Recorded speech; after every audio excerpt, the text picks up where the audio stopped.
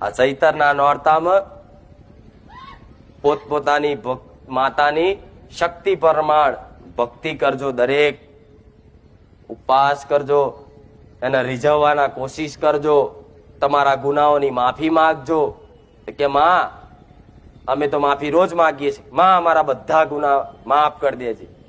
પણ બધા ગુના નહીં, વેણી વેણી એક એક ગુનો માગો, માફી માગો કે માં ભૂલથી આ મેણું મારી ગયું, માં ભૂલથી આ સોગંદ ખાઈ લીધી. એ રીત અલગ અલગ અલગ અલગ જેમ વિચાર આવે ને એમાં અલગ અલગ માફી માંગો. બધા ટોપલો ભરીને અંગાત ગુના કર્યા હોય માતાના માથે ના પડશો કે લે માં બધા ગુના માફ કરી દે. આ શું ખોટું? આજના માણસો તો બધા આખા ગામના પાપ કર્યા અને કે માં લે તારા શરણે આ બધા ગુના માફ કરી દે, બધા પાપ ધોઈ નાખ. ધોવાઈ જવાય? થાય એવું? તો બધા નહીં માગવા.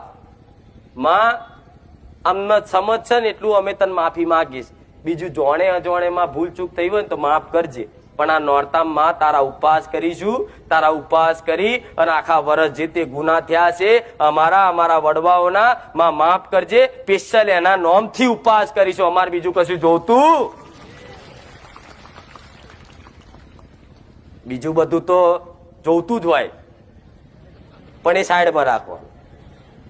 બધાને જોતું જ હોય, એમને તો માતા કોઈ સાંભળે પણ એ મળશે જ, ઓટોમેટિક મળશે. પણ એને સાઈડમાં રાખી, અરજી સાઈડમાં રાખી અને તમારા કરેલા ગુનાની માફી પેટે ઉપવાસ કરવાના છે.